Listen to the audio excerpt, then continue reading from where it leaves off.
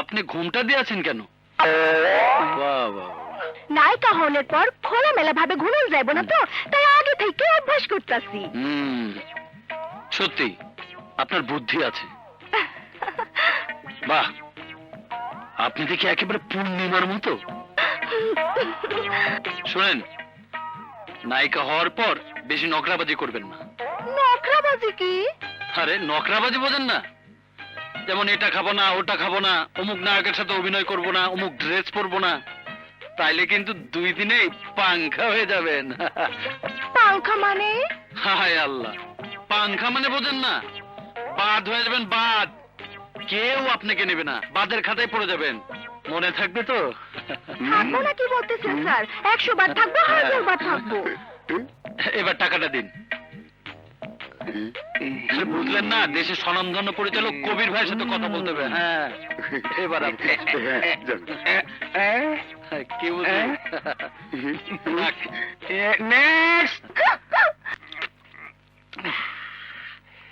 হালার মালি 2 নম্বর। দোস্ত, মালটা ভেজাল না? তাই তো মনে হয়। আরে উস্তাদ না? শোন, তোরা খাইতে থাক, আমি আইতেছি।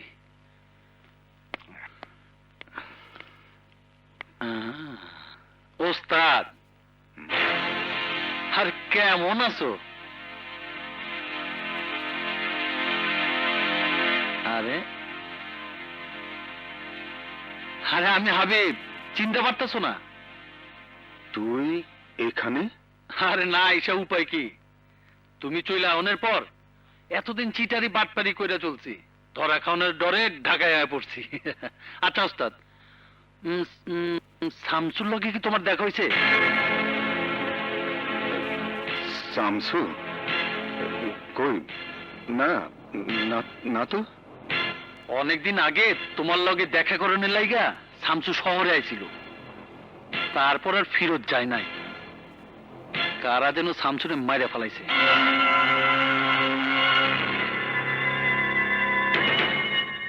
পেপারে আমি ওর লাশের ছবি দেখছি। যাও গা, তোমার লগে দেখা হইয়া ভালোই হয়েছে। শহরে আইসা গাড়ি হাঁকাইতেছ, নিজের গাড়ি তো মনে হয়।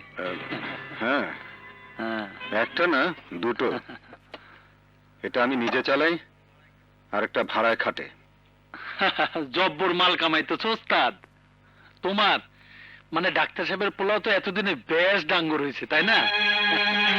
হ্যাঁ, তা দিয়ে তোর দরকার কি? আরে আছে ওস্তাদ, আছে। শামসুর কাছে ডাক্তার সাহেবের বউ আর পোলার ছবি আছিল, নাম ঠিকানা সবই আমরা কালেকশন করছিলাম।